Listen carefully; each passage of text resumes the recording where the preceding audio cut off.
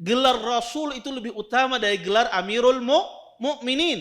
Dan Nabi menghapus gelar Rasulullah, tidak mengeluarkannya daripada kenabian. Ataukah kalian mengatakan Rasulullah bukan seorang nabi?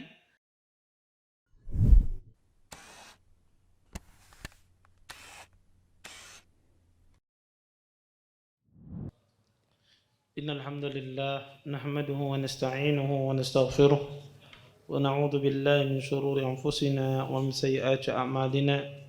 May yahdihillahu fala mudilla lahu wa may yudlil fala hadiya lahu. Asyhadu an la ilaha illallah wahdahu la syarika lahu wa asyhadu anna Muhammadan abduhu wa rasuluh. Fa inna asdaqal hadits kitabullah wa khairul hadi hadi Muhammadin sallallahu alaihi wasallam wa syarrul umuri muhdatsatuha wa kullu muhdatsatin fid din bid'ah wa kullu bid'atin dhalalah wa kullu dhalalatin fin nar. Amma ba'd. Bapak-bapak, ibu-ibu, ikhwan dan akhwat yang senantiasa dimuliakan oleh Allah Subhanahu wa taala. Alhamdulillah, segala puji bagi Allah Subhanahu wa taala dengan limpah nikmat yang begitu besar, di antaranya nikmat iman, nikmat Islam, nikmat kesehatan, sehingga kita dimudahkan oleh Allah Subhanahu wa taala untuk bisa berhadir di tempat yang mulia ini. Mudah-mudahan apa yang kita pelajari pada malam hari ini mendatangkan keberkahan dari Allah Subhanahu wa taala dan kita bisa mengambil manfaat dari apa yang akan disampaikan nantinya. Bapak, Ibu, ikhwan dan akhwat yang dimuliakan oleh Allah Subhanahu wa taala, kita lanjutkan kajian kita tentang syarah kitab Al-Muwatta. Berkata Imam Malik, an Zaid bin Aslam an abihi anna Umar bin Khattab radhiyallahu taala anhu an syai'in falam yujibhu thumma sa'alahu falam yujibhu thumma sa'alahu falam yujibhu فقال عمر ثقلتك أمك عمر نذرت رسول الله صلى الله عليه وسلم 3 مرات كل ذلك لا يجيبك. قال عمر فحركت بعيري حتى تقدمت أمام الناس خشية أن يكون نزل في قرآن فما نشبت أن سمعت صارخا يصرخ بي فجئت رسول الله صلى الله عليه وسلم فسلمت عليه فقال قد أنزلت علي الليلة سورة لا هي أحب إلي مما طلعت عليه الشمس ثم قرأ إنا فتحنا لك فتحا مبينا ليغفرك الله ما تقدم من ذنبك وما تأخر. Dari Zaid bin Aslam, dari bapaknya, sesungguhnya Umar bin Khattab radhiyallahu taala anhu pernah suatu hari beliau safar bersama Nabi SAW. Kemudian Umar bin Khattab menanyakan kepada Nabi tentang sesuatu. Falam yujibhu, dan Nabi tidak menjawabnya. Kemudian Umar bertanya yang kedua dan Nabi pun tidak menjawabnya. Kemudian Umar bertanya yang ketiga kalinya dan Nabi pun tidak menjawabnya. Kemudian berkatalah Umar, celaka engkau wahai Umar, kata Umar.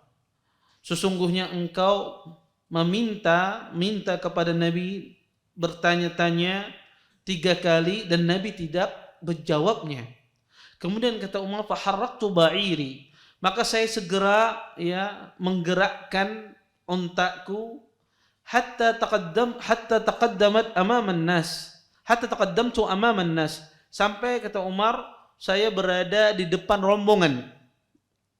Saya takut, kata Umar, akan turun kepada saya sebuah ayat Al-Quranul Karim. Ya, karena Umar bertanya-tanya kepada Nabi dan tidak dijawab oleh Nabi. Maka saya takut, kata Umar, akan turun berkaitan denganku ini ayat Al-Quran. Maka tidak berapa lama saya mendengar, kata Umar, seorang berteriak. Ya. Kemudian kata Umar, saya pun mendatangi Nabi SAW dan saya pun salam kepada Nabi. Kemudian kata Rasulullah, sesungguhnya telah diturunkan padaku malam ini sebuah surah yang mana surah ini, kata Nabi, lebih saya sukai daripada matahari terbit. Maksudnya daripada dunia. Kemudian Nabi pun membacakan ayat di dalam surah Al-Fatah, Inna fatahna laka fathhan mubina. Sesungguhnya telah kami bukakan untukmu pembukaan yang nyata, penaklukan yang nyata. Yaghfirakallah, agar Allah Subhanahu wa taala mengampuni ma taqaddam, apa yang telah lalu dari dosamu dan apa yang akan datang. Bapak Ibu, ikhwan dan akhwat yang dimuliakan oleh Allah Subhanahu wa taala, hadis ini dari sisi sanad terjadi khilaf tentang pentasihannya. Kenapa? Karena Aslam beliau diperselisihkan apakah bertemu dengan Umar ataukah tidak. Wallahu taala alam, yang rajih beliau bertemu Umar bin Khattab radhiyallahu taala anhu. Oleh karena itu dari sisi sanad, insyaallah sanad ini adalah sanad yang sahih. Di dalam hadis ini dijelaskan bahwasanya Umar bin Khattab radhiyallahu taala anhu beliau safar bersama Nabi. Kemudian beliau bertanya kepada Rasulullah sallallahu alaihi wasallam, tidak dijawab oleh Nabi 3 kali. Beliau bertanya kepada Nabi, tidak dijawab oleh Rasulullah. Dan Umar pun segera beliau pun meninggalkan Nabi sallallahu alaihi wasallam. Ini menunjukkan bahwasanya para sahabat Nabi, mereka tidak mau melakukan sebuah perbuatan kecuali perbuatan itu diridhai oleh Nabi SAW yang mendatangkan keridhaan Rasulullah. Ketika Umar bin Khattab melihat Nabi SAW tidak menjawabnya, beliau takut hal itu membuat murkanya Rasulullah Sallallahu Alaihi Wasallam. Dan seharusnya demikian adab seorang yang menuntut ilmu dengan seorang syekh, dengan seorang ustadz, kalau dia melihat ustadz tersebut, syekh tersebut, dia tidak mau ditanya, maka jangan ditanya. Nanti saja ditanyanya. Kalau dia lagi sibuk, kalau dia lagi sesuatu yang dia tidak ingin ditanya saat itu, maka jangan ditanya. Karena di antara adab kita adalah tidak membuat orang tersebut tidak enak dengan pertanyaan kita. Maka itu yang dilakukan oleh Umar bin Khattab radhiyallahu taala anhu. Dikatakan kejadian ini pada Hudaybiyah. Kejadian ini terjadi pada Hudaybiyah. Kemudian tidak berapa lama turun ayat yang menjelaskan bahwasanya Nabi tidak menjawab itu sedang menunggu wahyu. Bahwasanya Nabi SAW sedang menunggu wahyu, kemudian Allah turunkan ayat tentang surah Al-Fatah, bahwasanya akan terjadi penaklukan. Kaum muslimin akan menaklukkan beberapa kota. Sebagian ulama dimaksudkan di sini adalah penaklukan kota Mekah dan seterusnya. Banyak penafsiran apa yang ditaklukkan. Intinya dari hadis ini menjelaskan bahwasanya syahid Imam Malik membawakan hadis ini di dalam kitab Jami'ul Qira'ah, bahwasanya turunnya Al-Quran itu lebih disukai oleh Nabi. Satu surah dalam Al-Quran itu lebih disukai oleh Nabi daripada dunia dan seisinya. Kata Nabi, turun kepadaku sebuah surah malam ini yang mana surah itu lebih baik daripada matahari terbit. Dan tidak ada perbandingan antara perbandingan akhirat dengan dunia. Maka dunia tidak ada tandingannya, tidak ada apa-apanya di hadapan Allah dibandingkan dengan agama Islam. Maka keliru besar orang mengatakan carilah dunia separuh, carilah akhirat separuh. Maka keliru besar. Karena akhirat itu tidak ada bandingannya dengan dunia. Makanya Nabi SAW memisalkan dunia itu seperti janahu ba'udah, sayapnya nyamuk. Sayapnya nyamuk tidak ada artinya di sisi Allah Subhanahu wa taala. Oleh karena itu seorang muslim hendaklah orientasinya dalam kehidupan ini akhirat, bukan dunia. Dunia wasilah seseorang untuk mencari ridha Allah Subhanahu wa taala, dan dunia juga adalah wasilah seseorang untuk memperbanyak ibadah dia ketika dia hidup di dunia ini. Bukan sebaliknya, dunia itu menjadikan orang tersebut lalai, menjadikan orang tersebut kurang ibadahnya akibat disibukkan dengan dunia. Ini terbalik. Muslim itu orientasinya adalah akhirat. Adapun dunia ada sarana dia untuk menuju akhirat Allah Subhanahu wa taala. Makanya kata Nabi, ka'annaka abirus sabil, sesungguhnya engkau di dunia ini bagaikan seorang musafir yang singgah bernaung sebentar, kemudian engkau akan tinggalkan tempat tersebut. Maka seperti itulah perbandingan pandangan seorang muslim terhadap dunia. Dia menjadikan dunia itu sebagai tempat bernaung sementara, tempat singgah sementara. Ya. Kemudian dia tinggalkan dunia tersebut karena kehidupan yang abadi adalah akhirat. Kehidupan yang abadi adalah seseorang ketika nanti di hari kiamat kelak ya dibangkitkan, itulah kehidupan yang abadi. Maka itulah yang dikejar, bukan kehidupan yang sementara. Kemudian kita lanjutkan hadis berikutnya. An Yahya ibn Sa'id an Muhammad ibn Ibrahim ibn al-Haris at-Taimi an Abi Salamah ibn Abdurrahman an Abi Sa'id al-Khudri radhiyallahu ta'ala anhu annahu qala sami'tu Rasulullah sallallahu alaihi wasallam yaqul yakhruju fikum qaumun tahkirun salatakum ma'a salatihim wa siyamakum ma'a siyamihim wa amalakum ma'a amalihim yaqra'una al-Qur'an la yujawizu hanajirahum yamruquna min ad-din muruqas sahmi min ar-ramiyah tanzuru fi an-nasli fala tara shay'an wa tanzuru fi al-qidhi fala tara shay'an wa tanzuru fi ar-rishi fala tara shay'an wa tatamara fil fuqi.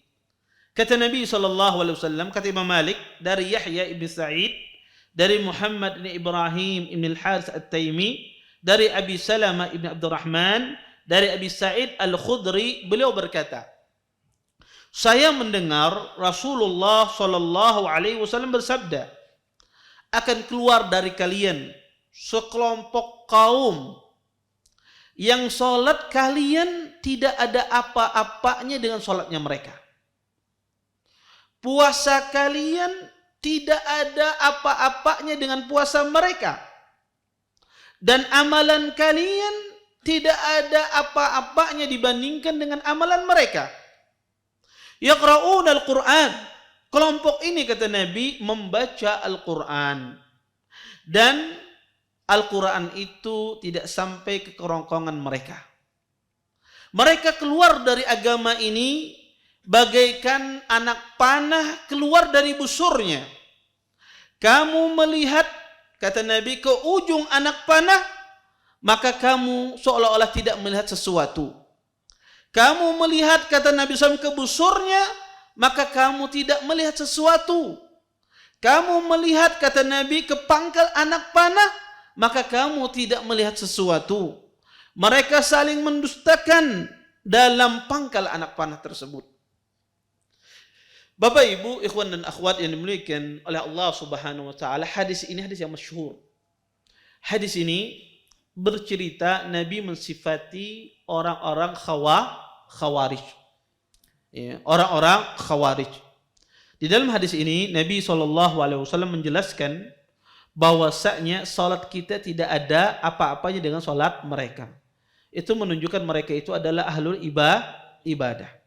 Dan asal muasal hadis ini adalah dipotong oleh Imam Malik. Sebetulnya sebab urut hadis ini, sebab asal muasal hadis ini, ada seseorang bernama Dzul Khuwaisirah At-Taimi. Ya. Ada seseorang yang bernama Dzul Khuwaisirah At-Taimi. At-Tamimi. Dzul Khuwaisirah At-Tamimi ini disebutkan di awal hadis ini, tapi tidak disebutkan di sini. Di awal hadis ini, Dzul Khuwaisirah At-Tamimi ini datang kepada Nabi. Pada saat itu di dalam peperangan Badar, Rasulullah SAW memberi kepada kaum Muhajirin, tidak memberi kepada kaum Ansar. Harta rampasan perang. Karena orang Muhajirin, Nabi SAW, mereka meninggalkan Mekah, tidak ada keluarga, tidak ada harta, maka Nabi kasih mereka, ya. Dan tidak sama pembagian mereka terhadap kaum Ansar. Kemudian Dzul Khuwaisirah At-Tamimi ini datang kepada Rasulullah SAW. Kemudian dia mengatakan, ya Muhammad i'dil. Wahai Muhammad, kata orang ini, berlaku adillah. Kemudian kata Nabi, kalau saya tidak adil, siapa yang lebih adil daripada saya? Kata Nabi, kalau saya tidak adil, siapa yang lebih adil daripada saya? Kemudian Nabi SAW menyebutkan hadis ini. Ya, menyebutkan hadis ini. Kata Nabi SAW, akan keluar dari kalian, dari umatku, kata Nabi SAW, yang salat mereka tidak ada apa-apanya dengan salat kalian. Puasanya mereka tidak ada apa-apanya dengan puasa kalian. Kemudian kata Nabi SAW, akan mengikuti orang ini, kata Nabi SAW, sekelompok orang. Akan diikuti, ya, Khuwaisirah ini akan diikuti oleh sekelompok orang, kata Nabi SAW. Kemudian dijelaskan oleh rawi, tanda orang ini adalah dia memiliki puting susu seperti puting susunya wanita besar. Dan dia memiliki bulu putih di puting susunya tersebut. Ya. Kemudian di akhir hadis ini, sebetulnya hadisnya panjang. Di akhir hadis, rawi yang meriwayatkan hadis ini, ya, saya melihat, kata rawi hadis ini, Dzul Khuwaisirah At-Tamimi, yang mengatakan kepada Rasulullah, "I'dil ya Muhammad," berlaku adillah wahai Muhammad, kepada Nabi SAW. Saya mendapati mereka terbunuh dari orang-orang Khawarij di ketika perang Nahrawan. Ketika Ali bin Abi Thalib memerangi orang-orang Khawarij di Nahrawan. Kata rawi ini, saya mendapati Dzul Khuwaisirah mati di kelompok Khawarij yang memerangi Ali bin Abi Thalib. Dan saya mendapatinya, kami mendapatinya sebagaimana disifati oleh Rasulullah sallallahu alaihi wasallam. Di awal Ali bin Abi Thalib menyuruh para sahabat mencari, ada enggak orang yang puting susunya seperti wanita. Ya, para sahabat di awal tidak menemukan. Karena Ali takut, karena dia berhadapan dengan orang-orang Islam. Ya, karena orang Khawarij itu orang Muslim, terjadi peperangan dan tidak gampang menumpahkan darah seorang Muslim. Maka Ali takut, ya.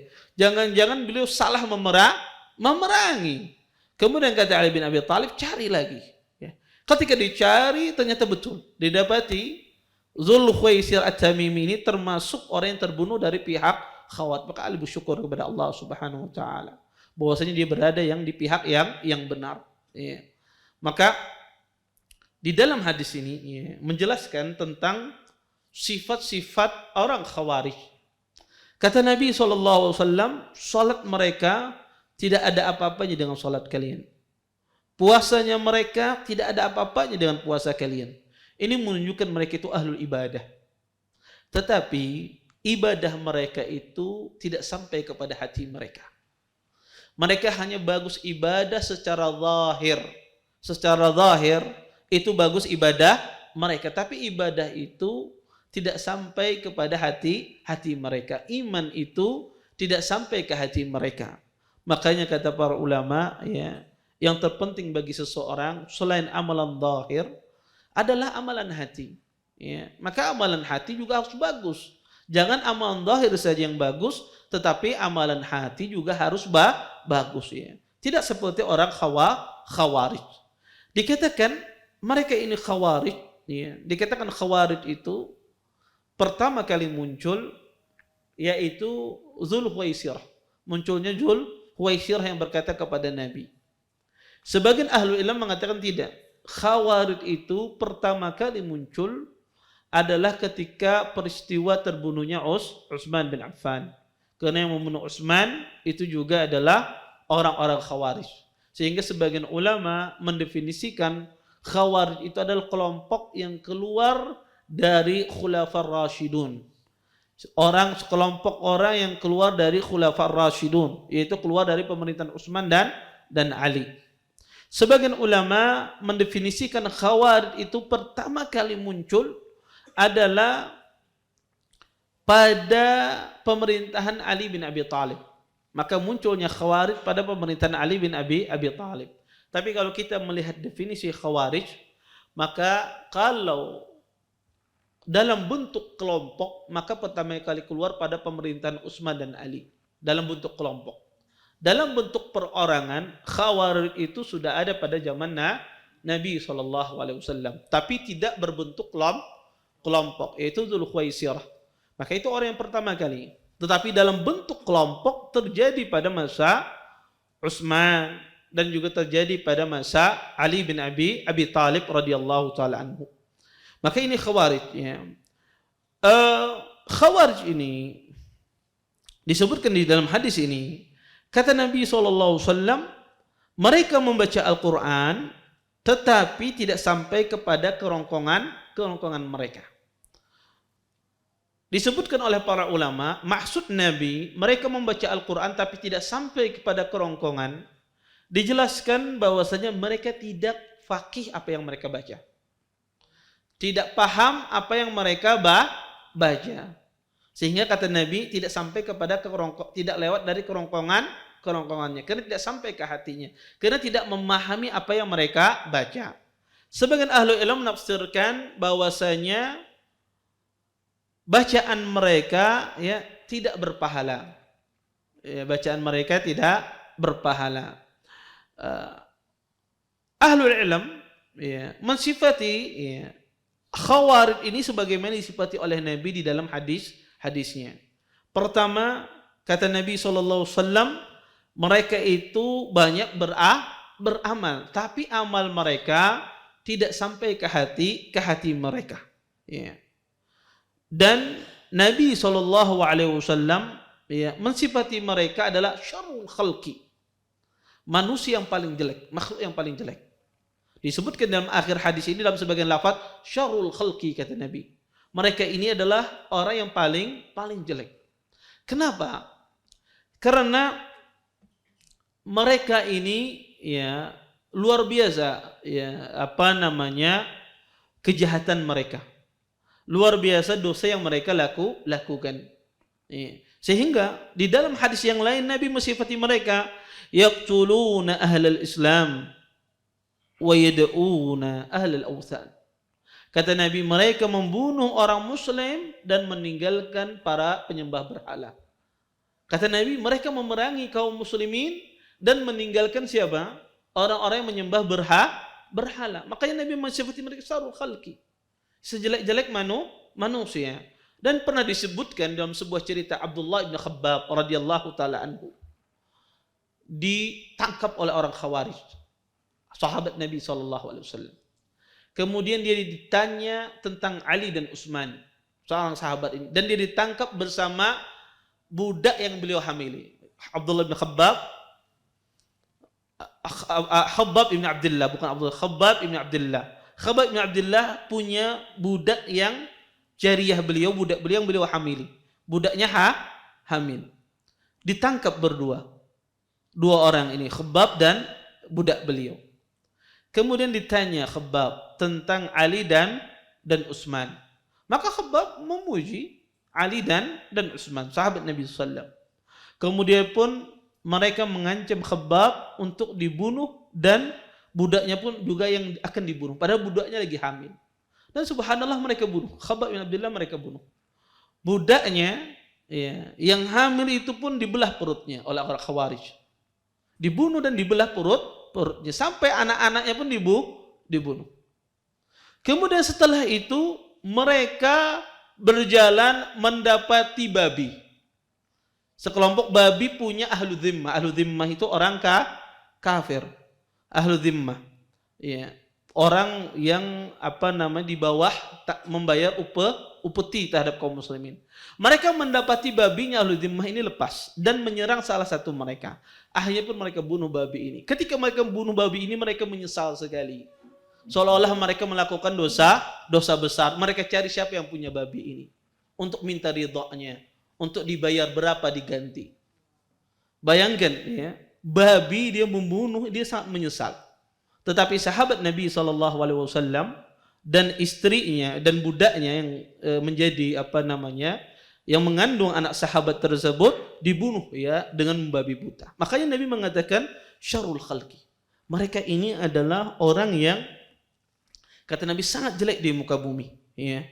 Dan ya, mereka membunuh ahlul Islam dan meninggalkan ya ahlul awsan, orang-orang yang menyembah berhala. Bahkan kata Nabi SAW, la in adraktuhum, kalau saya mendapati mereka, kata Nabi, la aqtulannahum qatla 'ad, akan saya perangi mereka sebagaimana saya memerangi kaum 'ad. Ya, kata Nabi, akan saya perangi mereka. Ya, saya akan bantai mereka, kata Nabi SAW. Kenapa? Karena luar biasa apa yang mereka perbuat di muka bumi ini. Oleh karenanya, ya, pada zaman Ali bin Abi Thalib radhiyallahu taala anhu sangat banyak Khawarij bermunculan, ya, khususnya pada saat peperangan Siffin antara Ali dan Muawiyah radhiyallahu taala anhu. Pada saat itu Ali bin Abi Thalib berhukum dengan hukum Allah, yaitu Al-Quran dan Sunnah, ya, berhukum berdamaian. Pada saat itulah sebagian orang Khawarij yang dulunya di kelompok Ali dan ada sebagian di kelompok Muawiyah, mereka keluar. Kemudian mereka pergi ke Kufah, ya, dari Siffin mereka pergi ke Kufah menjadi kelompok yang dikatakan jumlah mereka sangat banyak. Sampai sebagian para mu'arrikhun ada yang mengatakan 12.000 jumlah mereka, ada yang mengatakan 14.000, bahkan sampai ada yang mengatakan 20.000 jumlahnya. Pada saat itu mereka berada di Kufah, berpisah dari Ali. Karena mereka menganggap Ali dan Muawiyah telah kafir, telah keluar dari agama Islam, karena tidak berhukum dengan Al-Quran dan As-Sunnah, tapi berhukum dengan seorang yang hakim, seorang hakim. Karena di sana, ya, ketika perundingan antara Muawiyah dan Ali, ada hakimnya dari kaum muslimin. Dan mereka tidak terima hukum itu harus dengan Al-Quran dan As-Sunnah, sehingga mereka mengkafirkan Ali dan Muawiyah bin Abi Sufyan dan para sahabat yang lainnya. Ketika itu Ali bin Abi Thalib menuju Nahrawan, ya, untuk memerangi mereka. Ya, kata Ali, ya, akan saya perangi mereka.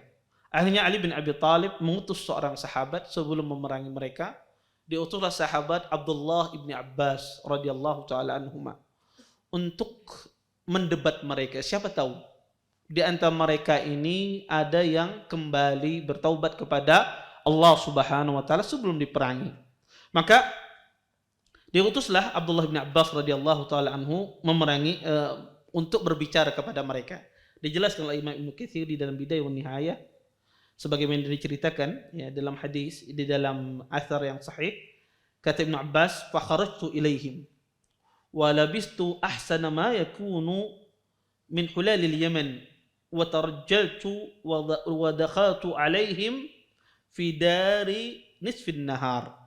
Kata Ibnu Abbas, ya, maka pada saat itu pun saya mendatangi mereka dan saya memakai pakaian yang paling bagus, ya, pakaian yang paling bagus, dan saya menyisir rambut saya, kata Ibnu Abbas, dan saya masuk ke mereka pada pertengahan siang. Wa kana Ibnu Abbas rajulan jamilan jahiran. Rawi yang meriwayatkan asar ini, kata beliau adalah Ibnu Abbas ini adalah seorang yang ganteng, Ibnu Abbas ini, dan suaranya lantang, ya, sudah ganteng, suaranya lantang. Faqalu, mereka ketika melihat Ibnu Abbas, ya, orang Khawarij ini pun, ya, ketika melihat Abdullah bin Abbas, mereka mengatakan, marhaban biki Ibnu Abbas, ma hadhil hulla. Kata orang Khawarij, marhaban wahai Ibnu Abbas, apa gerangan engkau memakai pakaian ini? Ya. Kemudian kata Ibnu Abbas, ma ta'ibuna alayya. Kata Ibnu Abbas, kenapa kalian mencelaku memakai pakaian ini? Ya, karena tujuan mereka untuk mencela. Kemudian kata Ibnu Abbas, laqad ra'aitu ala Rasulillah sallallahu alaihi wasallam ahsanu ma yakunu minal hulal. Sesungguhnya saya melihat Nabi sallallahu alaihi wasallam, beliau memakai pakaian yang lebih bagus dari pakaian ini.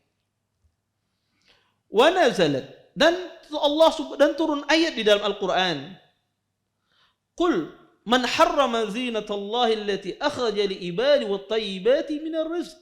Kemudian Ibnu Abbas membacakan ayat kepada mereka, katakan, siapakah yang mengharamkan perhiasan yang Allah keluarkan, yang Allah berikan kepada hambanya, dan makanan-makanan yang baik, siapa yang mengharamkannya, kata Allah. Allah melarang seseorang mengharamkan dari perhiasan, dari pakaian yang indah. Dibacakan oleh Ibnu Abbas ayat tersebut dalam surah Al-A'raf.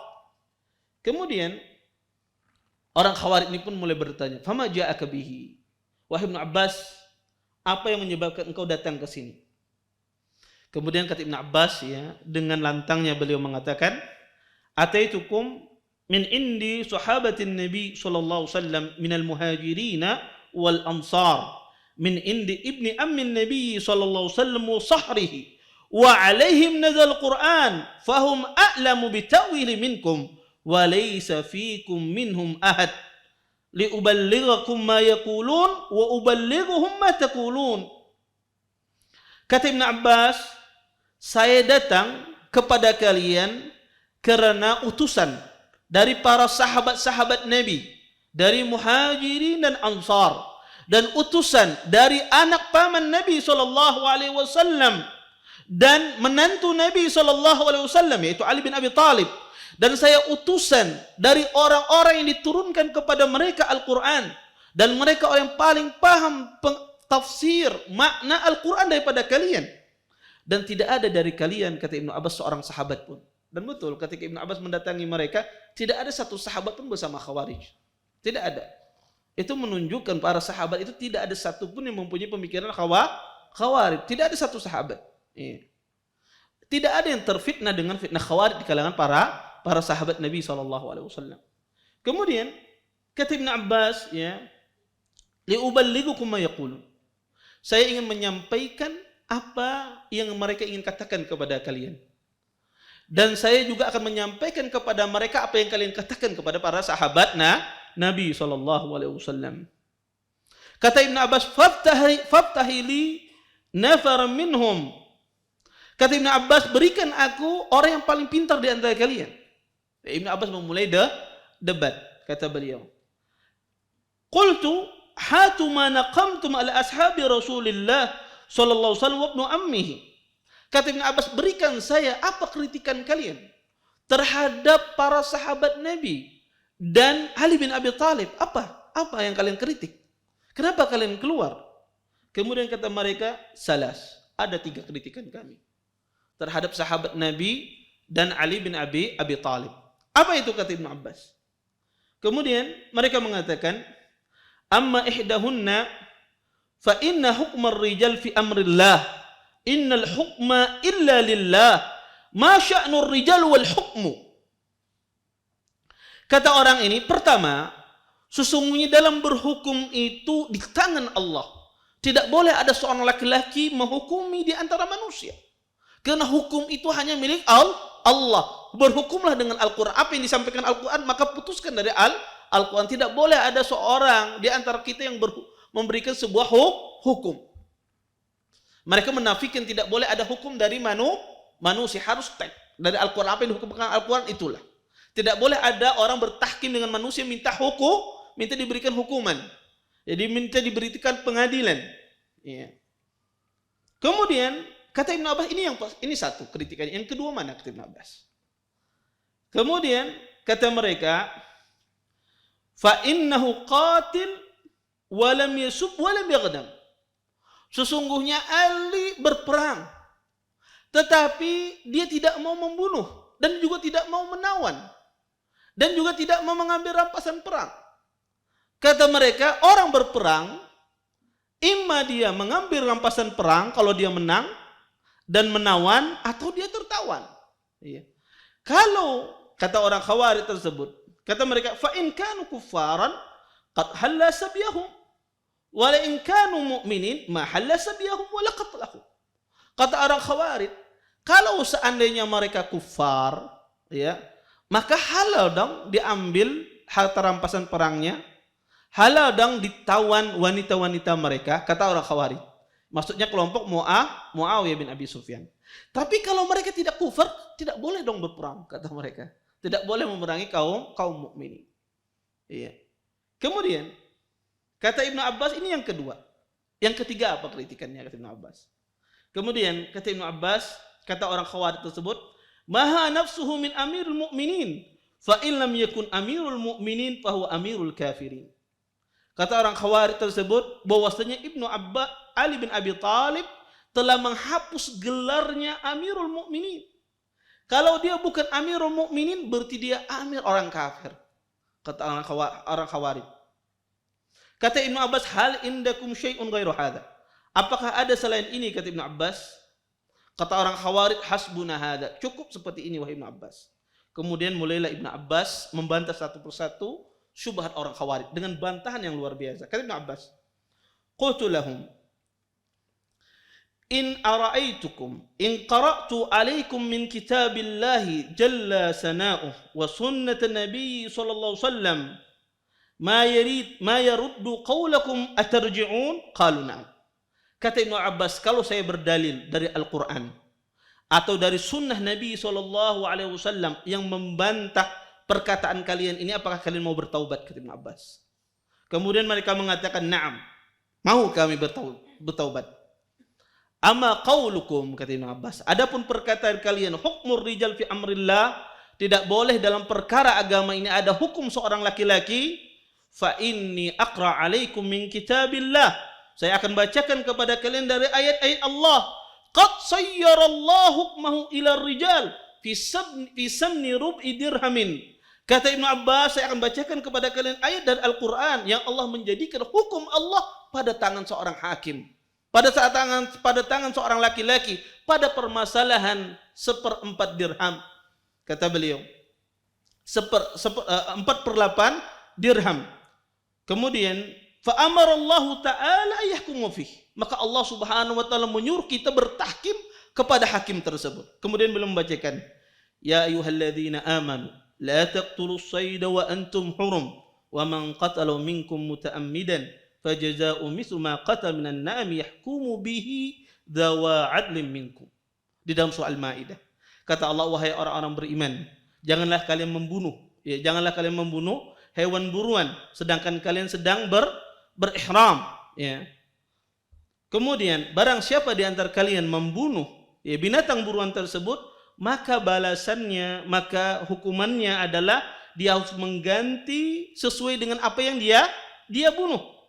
Yahkumu bihi dzawa adlin minkum, yang akan menghukumi adalah 2 orang adil di antara kalian. Allah jadikan orang yang berburu, ya, di tanah haram sedangkan dia berihram, ya, Allah jadikan orang berburu balasannya, hukumannya adalah mengganti buruannya. Siapa yang menghukumi ini adalah 2 orang yang adil. Allah jadikan masalah berburuan dihukumi oleh 2 orang yang adil. Kata Ibnu Abbas, mana yang lebih penting? Kata Ibnu Abbas, ya, apakah ahukmu ar-rajul salaha dzatal bayyin wa hukna dima'ihim afdalu aw fi arnab? Kata Ibnu Abbas, mana yang lebih penting bagi Allah Subhanahu wa taala? Mana bagi lebih penting?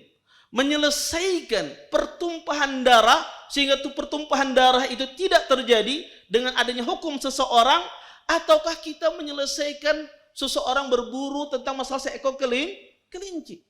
Masalah terkecil saja Allah Subhanahu wa taala jadikan seorang hakim. Bagaimana masalah besar pertumpahan darah? Kemudian kata Ibnu Abbas, kata orang Khawarij, bal hadza afdal, tentu menyelesaikan pertumpahan darah itu lebih utama. Kemudian kata Ibnu Abbas, wa fil mar'ati zawjiha, dan permasalahan wanita bertengkar dengan suaminya. Wa in khiftum shiqaqa bainahuma fab'asu hakaman min ahlihi wa hakaman min ahliha. Dan jika seandainya terjadi percekcokan, kata Allah, di antara 2 suami istri, maka hendaklah mengutus seorang hakim dari pihak suami dan dari pihak istri yang menyelesaikan perceraian, yang menyelesaikan pertikaian di antara suami istri. Mana yang lebih utama, kata Ibnu Abbas? Menyelesaikan pertumpahan darah ataukah menyelesaikan perselisihan suami istri? Jelas menyelesaikan pertumpahan darah lebih utama dijadikan seorang hakim ketimbang menyelesaikan permasalahan seorang istri. Permasalahan sepele saja Allah jadikan seorang hakim dari pihak laki-laki. Kemudian Ibnu Abbas radhiyallahu taala anhu, kemudian beliau mengatakan syubhat yang kedua, kata beliau, fasyadadtukumullah billahi, kata Ibnu Abbas,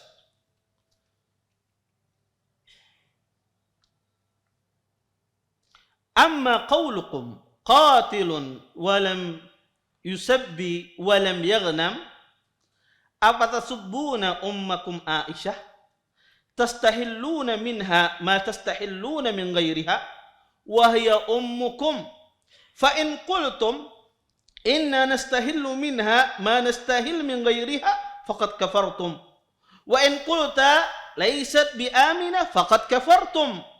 An-nabiyyu awla bil mu'minin min anfusihim wa azwaji ummahatuhum.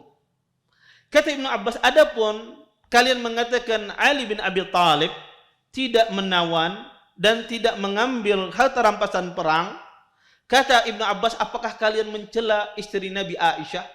Kata orang Khawarij, tidak, kami tidak mencela Aisyah. Kemudian kata Ibnu Abbas, apakah kalian akan menghalalkan darah Aisyah sebagaimana kalian menghalalkan darah selain Ummul Mukminin? Kata orang Khawarij, tidak sama sekali.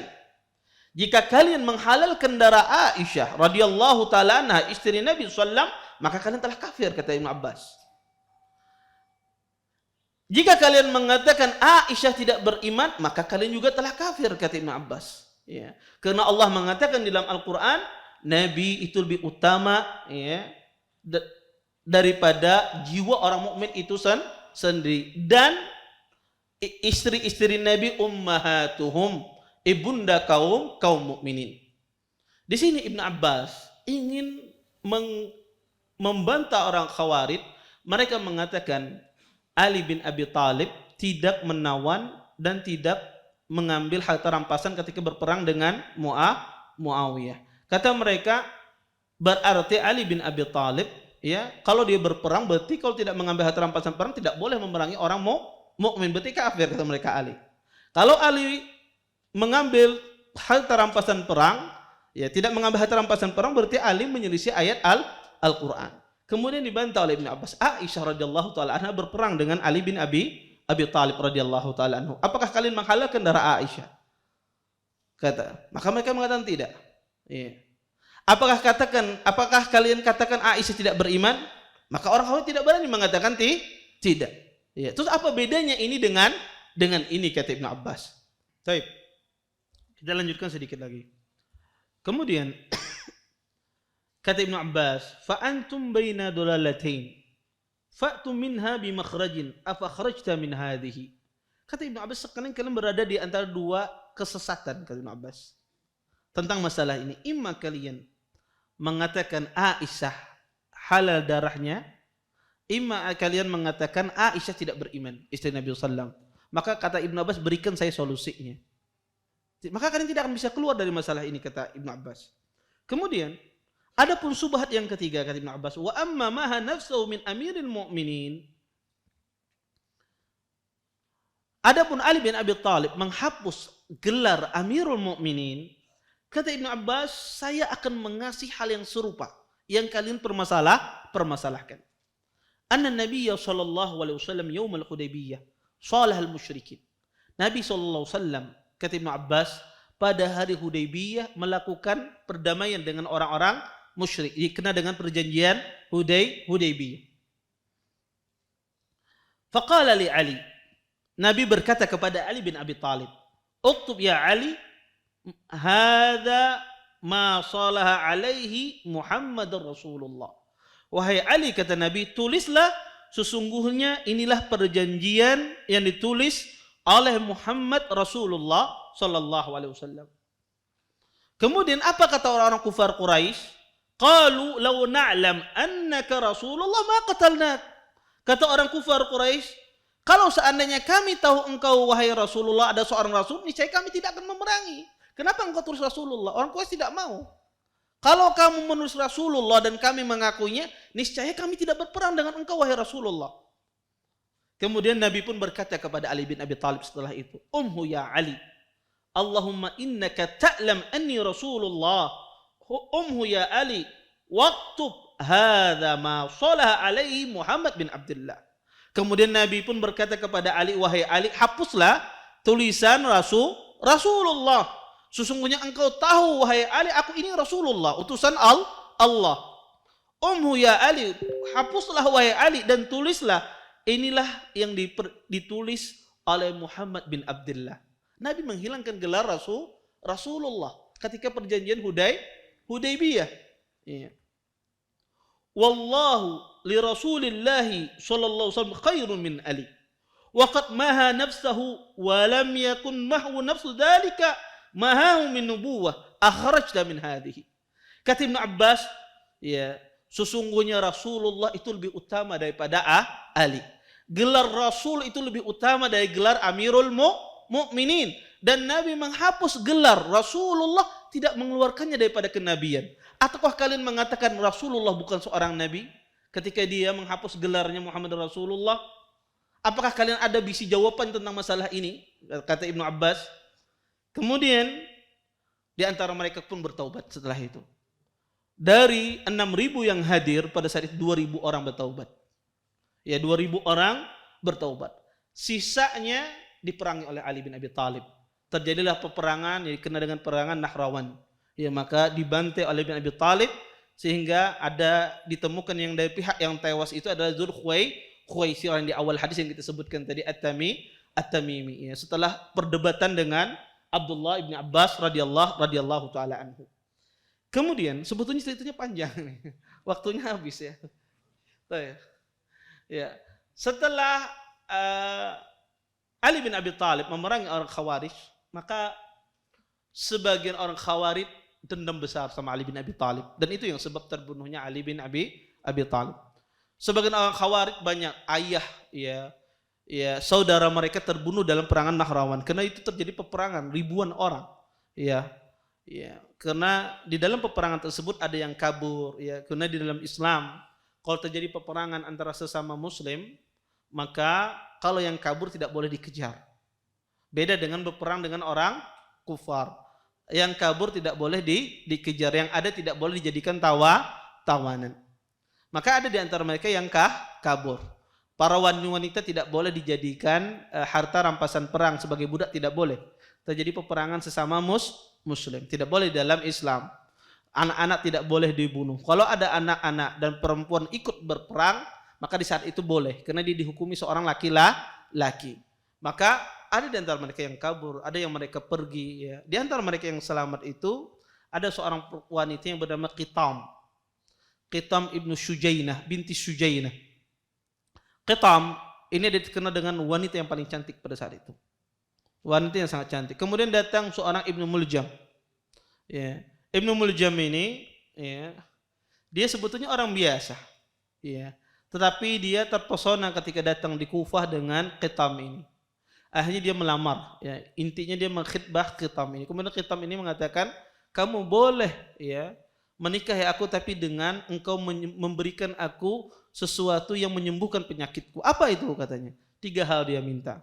Di antaranya dia minta mahar, minta budak, kemudian minta dibunuh Ali bin Abi Thalib. Karena Ali bin Abi Thalib yang membunuh bapaknya Qitam ini, terbunuh dalam perangan Nahrawan. Intinya Ibnu Muljam mengakui, ya, setuju dengan persyaratan tersebut. Intinya Ibnu Muljam pun membunuh Ali bin Abi Thalib pada tahun 40 Hijriah. Ya, nanti di buku sirah dijelaskan dengan panjang lebar asar dari peperangan Nahrawan ini. Dan ini menunjukkan orang Khawarij itu pendendam. Ya, mereka pendendam, ya, tidak pernah berhenti dendam mereka. Dan juga ulama mensifati orang Khawarij itu suka gulu, berlebih-lebihan. Ya, sifat berlebih-lebihan di dalam agama. Maka berhati-hati. Orang yang berlebih-lebihan di dalam agama bisa membawa kepada sifat Khawarij. Karena sebab orang Khawarij ini ada sangat berlebih-lebihan. Makanya kata Nabi SAW, kalian itu diutus untuk memudahkan, bukan untuk menyusahkan. Kalian diutus untuk memberikan kabar gembira, ya, bukan untuk menakut-nakuti orang, tidak. Ya. Maka kalau bisa dimudahkan, maka mudahkanlah sesuatu itu. Jangan seseorang mempersusah. Kemudian di antara sifat mereka itu jahlu fid din, jahil terhadap agama. Dan itu kebanyakan mereka, karena jahil dalam perkara agama. Ya, mereka beribadah tapi tanpa didasari ilmu. Ya, tanpa didasari ilmu. Pernah saya melihat video, ya, maktab video itu, ya. Seseorang ya ditanya, ini hadis ini di nomor berapa di Sahih Bukhari? Orang awam tidak tahu di nomor berapa di Sahih Bukhari. Dia tidak tahu, menjawab dibunuh sama dia. Ini mengingkari hadis Nabi, kata dia. Jahil dalam agama, jahil di dalam agama. Ya, ini luar biasa. Ya, makanya kata Nabi, mereka itu syarrul khalqi, ya, makhluk yang terjelek. Ya, kenapa? Karena membunuh orang-orang Islam. Ya. Sehingga ini fitnah yang luar biasa yang menimpa kaum muslimin. Wallahu taala alam, mungkin yang bisa saya sampaikan. Mudah-mudahan bermanfaat. Kalau ada pertanyaan silahkan.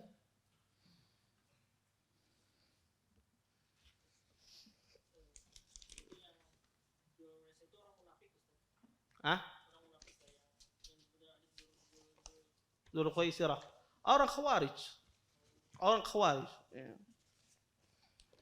Taib. Ya.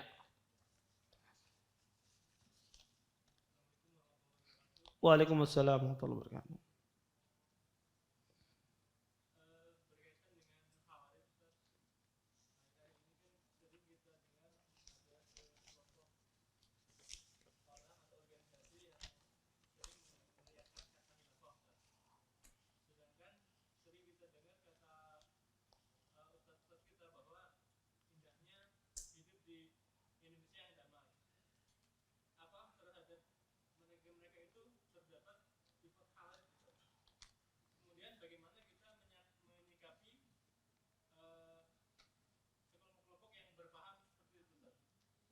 Iya.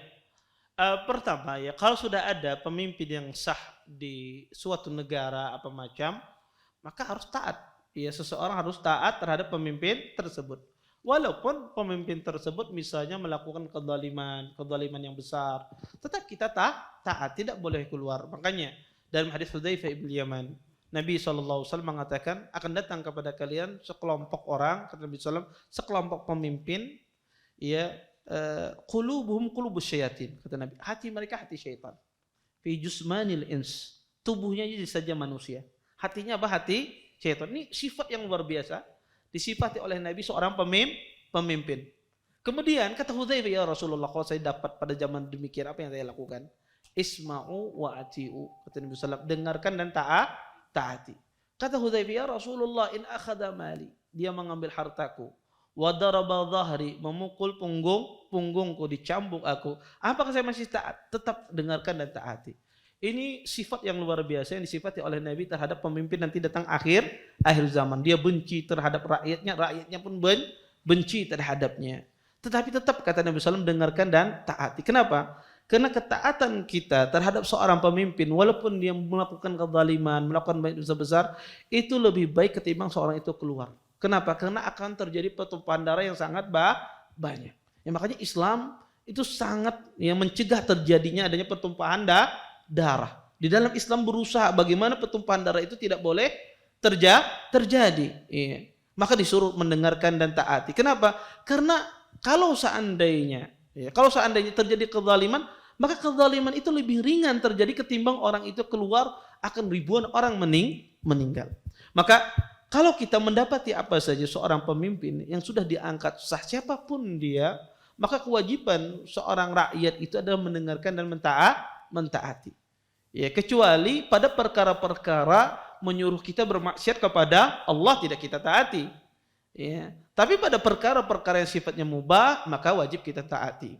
Kemudian terus bagaimana mensifati seseorang yang keluar dengan pemimpin, mengajak ini, maka caranya kita mendakwahi mereka, ya, ajari mereka, pahamkan mereka, ya, pahamkan mereka bahwasanya ketaatan terhadap pemimpin semacam ini. Ya, saya ingin mengubah mengubah negara, ingin apa macam. Kalau Anda ingin mengubah, pertama ubahlah ya dengan doa Anda. Yang kedua, ubahlah dengan Anda berdakwah, ya, dengan berdakwah aja ke orang yang benar. Kalau orang sudah paham, maka orang tidak akan mengerjakan sesuatu yang salah. Semacam itu. Maka sikap kita adalah mendakwahi mereka, mengajari mereka. Karena mereka itu juga akibat mereka tidak paham. Melakukan demikian akibat mereka tidak paham. Kepahaman ini kenapa? Karena mereka menganggap sesuatu yang tidak syar'i ketika jadi pemimpin tidak perlu ditaati. Itu permasalahannya. Ya. Padahal di dalam Islam, pemimpin itu memilih pemimpin itu ima dengan nas, disebutkan dengan nas, ataukah dengan musyawarah ahlul hilli wal aqdi, ataukah dengan takhalluf, pemimpin sebelumnya berwasiat yang menjadi nanti penggantiku adalah fulan. Nah, ini cara yang syar'i. Tetapi cara yang tidak syar'i di dalam Islam, kalau dia sudah jadi pemimpin wajib kita taati. Ya, walaupun dengan cara misalnya ada seseorang berperang, ya, keluar dari pemimpin yang sah, kemudian berperang menggulingkan pemimpin ini, kemudian dia jadi pemimpin. Cara dia ini tidak benar. Tetapi ketika dia sudah jadi pemimpin, kita sebagai rakyat wajib taat. Karena taatnya kita tidak akan menimbulkan pertumpahan darah. Ya, dan itu yang diharapkan di dalam agama Islam. Wallahu taala a'lam. Baik. Izin bertanya.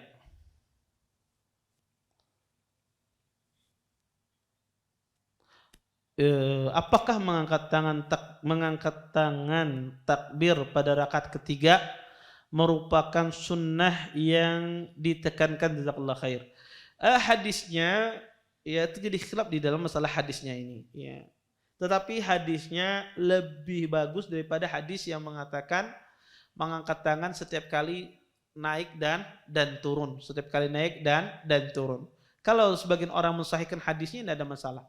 Dia di rakaat kedua naik ke rakaat tiga dia mengangkat tangan, insyaallah tidak mengapa. Baik.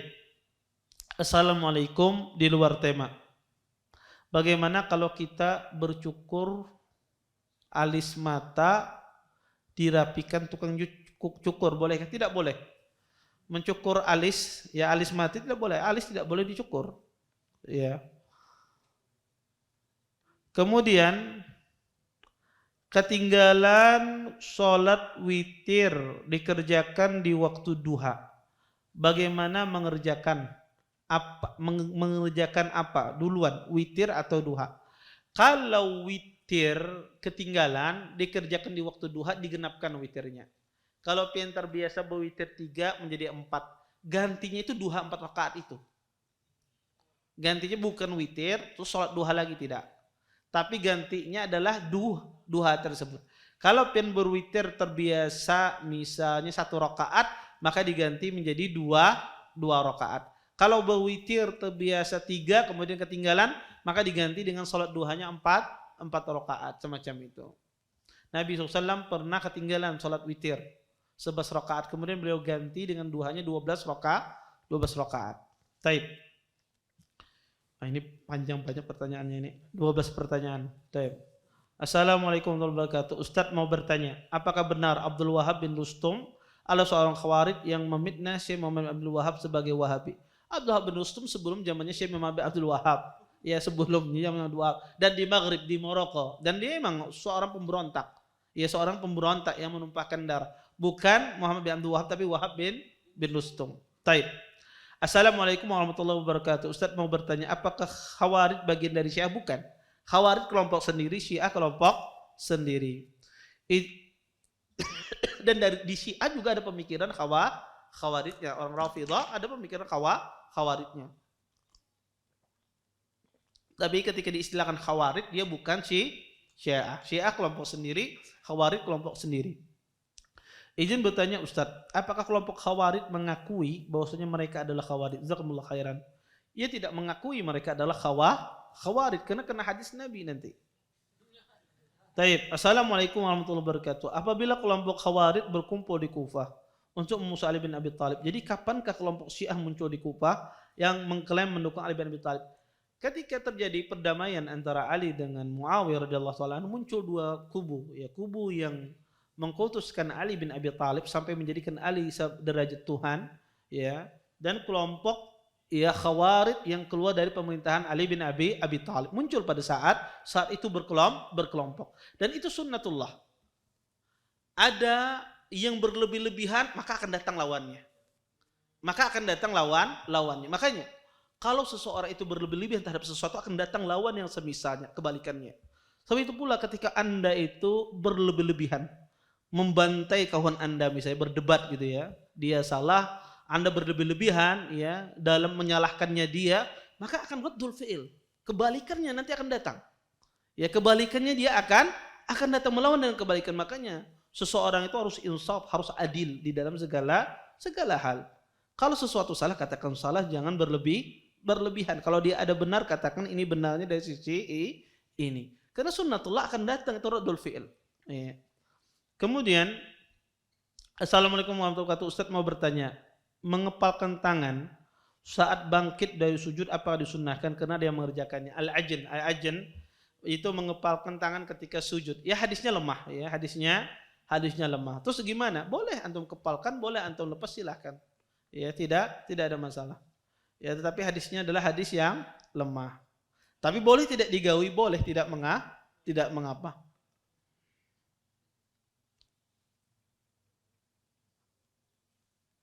Ustadz izin bertanya di luar tema. Saya punya kakak perempuan dan sudah punya suami. Suaminya itu tidak sholat. Dan sudah diingatkan berkali-kali tidak mau juga. Dan malah menghina kakak saya dengan perkataan, buat apa kamu sholat? Jengkang jangking. Apa ini? Jengkang jangking. Kalau tidak usaha atau kerja. Padahal suaminya itu tidak bekerja. Dan yang bekerja saya perempuan. Pertanyaannya, dosakah jika saya menyuruh kakak saya bercerai? Karena udah menghina sholatnya dan kakak saya mengingatkan untuk sholat, suami marah. Jazakumullah khairan atas jawabannya. Pertama, boleh wanita semacam ini kalau dia bercerai boleh. Ya dalam Islam. Pertama, suaminya tidak memberikan nafkah. Yang kedua, suaminya meninggalkan sholat. Maka boleh dalam Islam seorang wanita meminta cerai, kondisinya demikian. Tetapi kalau seandainya bisa dinasihati, maka dinasihati terlebih dahulu. Ya, didatangkan keluarganya, keluarga dari pihak suami. Nah, kiapa anak pian nenek sembah yang kada mau, bercari kada mau. Ya. Dunia tersiksa, akhir tersiksa. Ya, maka didatangkan kedua orang tuanya. Siapa tahu dia sadar. Kalau sudah dilakukan tahapan-tahapan tersebut tidak maka berhak wanita ini meminta cerai karena lakinya melakukan hal-hal yang sangat berat. Izin bertanya kepada Ustadz, maaf di luar tema, apa hukum memutar Al-Quran saat beraktivitas sehari-hari? Misalnya saat berkendara atau saat aktivitas di rumah. Terima kasih, jazakumullah khair. Tidak apa-apa. Mungkin ada sebagian orang takut ketika aktivitas itu tidak memperhatikan Al-Quran. Mungkin sebagian orang ketika ibu-ibu menyapu, mungkin dia kok Quran diputar tidak didengarkan. Nah, sebetulnya bukan demikian. Itu bukan seseorang melecehkan Al-Quran, tidak. Kalau dia memutar Al-Quran, sambari dia mendengar, sambari dia bekerja, tidak ada masalah. Ya, karena itu bagus. Ya, seseorang ya sembari dia berusaha mendengarkan Al-Quranul Karim. Ya maka tidak mengapa. Anda nyetir mobil sembari fokus nyetir, sembari mendengarkan Al-Quran, maka tidak mengapa. Karena tidak harus seseorang ketika mendengarkan Al-Quran itu fokus, tidak boleh melakukan sesuatu. Tidak ada ketentuannya demikian. Taib. Bismillah, izin bertanya di luar tema. Bolehkah kita berkonsultasi pada psikiater terkait mimpi buruk yang sering terulang-ulang? Boleh saja, tidak ada masalah.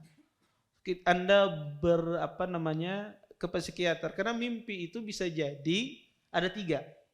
Mimpi itu bisa kemungkinannya 3. Ada namanya mimpi yang benar datangnya dari Allah berupa ketenangan dalam mimpinya. Yang kedua ada mimpi itu datangnya dari syaitan. Ya mimpi buruk diberak anjing misalnya. Nah itu datang dari syaitan. Yang menimbulkan apa? Kegelisahan, kegundahan. Ada yang ketiga adalah bunga-bunga mimpi. Ya bunga-bunga mimpi. Sebelum guring tadi menghayal jadi orang sugih. Ketika guring bikin rumah, ya beli mobil mewah dan seterusnya. Akibat hayalan sebelum guring. Nah bisa jadi mimpi buruk itu dia berkhayal sesuatu yang buruk sebelum tidurnya terbawa dalam mimpi. Bisa ini datang ke psikiater. Apa sebabnya dia bermimpi buruk? Oh, ketujuh bekawan orang yang berkisah yang mungkin yang seram-seram. Bisa jadi demikian. Ya nggak apa-apa, nggak ada masalah. Taib. Yang penting psikiaternya muslim, taat, baik. Ya bagus ya, akidahnya manhajnya bagus, nggak ada masalah. Taib. Assalamualaikum Ustaz, apa hukum makan sambil bersandar? Apakah ada larangannya di dalam Islam? Iya, dimakruhkan seseorang itu bersandar. Kata Nabi SAW, la akulu muttaki'an. Sesungguhnya aku tidak makan dengan bersandar. Ya walaupun hadis ini dilemahkan oleh sebagian ulama. Taib. Assalamualaikum Ustaz, mohon penjelasannya. Siapakah Ibnu Tumat? Banyak dari saudara kita yang mempelajari kitabnya, jazakumullah khair. Ini baru viral. Ya, Ibnu Tumat adalah salah satu tokoh ya Asy'ariyah, ya, ulama Asy'ariyah, dan dia melakukan peperangan-peperangan dan banyak terjadi pembunuhan pada masanya. Taib. Afwan Ustadz di luar tema. Apakah ada batasan sholat jamak saat safar? Tidak ada sebetulnya, selama dia safar tidak ada batasan sholat jamak saat safar. Kalau dimaksudkan hari, selama dia musafir dia boleh menjamak. Jadi safar itu ada 2. Safar itu ada namanya safarus sair. Saya berangkat dari kota Banjarmasin ke Jakarta naik kapal laut. Selama di perjalanan kapal laut itu ada safarus sair. Kapan saja saya boleh menjamak. Sampai di tempat tujuan disebut dengan nazil. Saya seorang musafir yang sudah sampai. Nah, yang terjadi khilaf batasan safar itu kalau sudah nazil, sudah sampai di tempat tujuan. Berapa hari dia boleh menjamak dan mengqasar kalau sudah sampai di tempat tujuan. Adapun kalau dalam perjalanan kapan saja boleh. Berapa hari perjalanannya boleh. Tapi yang jadi khilaf itu kalau sudah sampai di tempat yang dituju, berapa hari kita boleh menjamak dan mengqasar. Ya itu saya jelaskan. Ada yang mengatakan 4 hari, ada yang mengatakan 3 hari, ada yang mengatakan 20 hari dan seterusnya. Ada yang mengatakan dikembalikan kepada uruf. Ya yang saya katakan bahwasanya 20 hari itu lebih dekat. Ya kenapa? Dari sisi perbuatan para sahabat dan juga dari sisi orang. Biasanya orang kalau sudah 20 hari ke atas itu jarang orang mengatakan itu musafir. Biasanya dia bertempat tinggal sudah. Tapi kalau 3 hari orang sepakat itu sehari 2 hari ini masih musafir. 3 hari di suatu kampung pasti dikatakan orang musafir. Ya. Tapi kalau sudah 20 hari pasti akan ditakuni orang. Pian di sini apa? Kan pasti ditakuni orang. Lawas lincak melihat. Bebini orang sini kah? Pasti orang bertakun demikian. Ya. Tapi kalau 2-3 hari orang jarang bertanya. Tapi kalau sudah lebih dari itu pasti orang akan mendekat, tetangga pasti akan mendekat, siapa pian, dari mana, pasti akan bertanya. Tapi kalau sekedar musafir sehari 2 hari, jarang orang akan mendekat karena tahu ini musafir. Taib. Assalamualaikum, bismillah. Mohon bertanya, imam membaca surah Al-Fatihah, cuman saat membaca amin, tidak kedengaran walaupun dekat. Apakah si imam membacanya atau tidak? Yang pasti terdengar, bagaimana penjelasannya Ustadz? Kalau tidak terdengar, nah ini permasalahan. Imam tidak membaca amin. Apakah makmum membaca amin? Jawabannya makmum tetap membaca amin. Ya. Kalau imam tidak membaca amin, tetap makmum membaca amin. Ya. Kalau tidak, tapi kapan makmum itu membaca aminnya? Kalau sudah diketahui imam ini kadang membaca amin, maka berbareng-bareng yang baca amin. Ya. Tentu imam di sini menyelisih sunnah. Ya. Soalnya imam itu harus disunnahkan dia membaca amin. Kalau dia tidak membaca amin, dia menyisi sunnah. Tapi makmum tetap dia membaca amin. Ya. Karena bisa jadi imam tidak membaca amin kelupaan. Ya, bisa jadi dia lupa. Ya, setelah selesai waladhdallin, lupa dia mengucapkan amin bisa jadi. Maka makmum tetap mengucapkan amin. Taib, bismillah, afwan Ustaz izin bertanya. Bolehkah memakai masker waktu sholat? Apakah hidung tertutup masker boleh waktu sholat? Memakai masker pada asalnya menutup sesuatu di muka ini pada asalnya makruh di waktu sholat. Bukan tidak sah sholatnya. Sholatnya sah. Orang sholat pakai masker atau wanita pakai cadar misalnya. Ketika sujud sah tidak ada masalah. Tetapi dimakruhkan para ulama kalau tidak ada hajah. Tidak ada hajah makruh. Tapi kalau ada hajah, ada keperluan maka tidak makruh. Contoh orang pakai masker ketika sholat, misalnya takut dia terkena virus misalnya. Atau misalnya kada kawas sujud di karpet karena karpetnya berdebu misalnya. Kalau sidin sujud pasti bersin misalnya. Kemudian dia pakai masker untuk terhindar dari sujud dari gangguan tersebut, boleh, tidak ada masalah. Tapi kalau tidak ada hajah maka hendaknya dia buka, tidak ada keperluan maka hendaknya dia buka. Kalau misalnya ada wabah semacam ini yang masih wabah, kemudian dia takut rentan terkena penyakit, kemudian dia pakai masker, silahkan. Ya, itu adalah sesuatu uzur yang diperbolehkan di dalam syariat. Taib. Bolehkah, bagaimana hukumnya memberikan uang zakat mal kepada saudara kandung karena dia sedang terlilit utang? Boleh, tidak. Dan ini sedekah yang lebih utama. Anda bersedekah kepada saudara Anda. Bagaimana kriteria masjid sunnah, Ustadz? Ustadz sering mengatakan sholatlah di masjid sunnah. Al-Faruq masjid sunnah, ini kriterianya. Ya ini kriterianya. Ya kriterianya masjid sunnah itu adalah pertama, ya Anda lihat sendiri ya imamnya, ya ngerti, kemudian di sana ya sunnah-sunnah dijalankan di masjid-masjid tersebut, tidak ada hal-hal yang bertentangan dengan syariat, itu disebut dengan masjid sunnah. Bukan namanya masjid sunnah, tetapi di dalam amalannya apa? Sunnah-sunnah ditegakkan, tidak ada hal-hal yang nyeleneh di dalamnya. Baik. Bolehkah kita berdonasi untuk masjid bukan masjid sunnah? Boleh, tidak mengapa. Tidak dilarang Anda berdonasi untuk membangun rumah Allah Subhanahu wa taala. Tidak ada masalah Anda berdonasi untuk masjid sunnah, masjid yang tidak sunnah, maka tidak mengapa. Tetapi ya kalau ada masjid sunnah yang belum terbangun, maka itu Anda dahulukan dulu.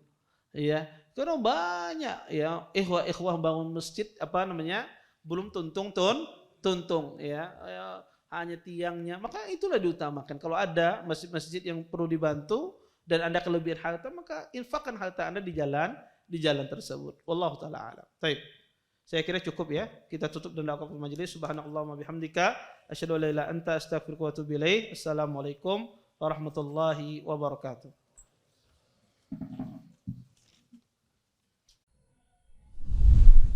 Terima kasih. Jazakumullah khairan wa barakallahu fikum. Video ini dibuat atas partisipasi dari donasi Anda. Semoga menjadi amal jariah bagi Anda semuanya.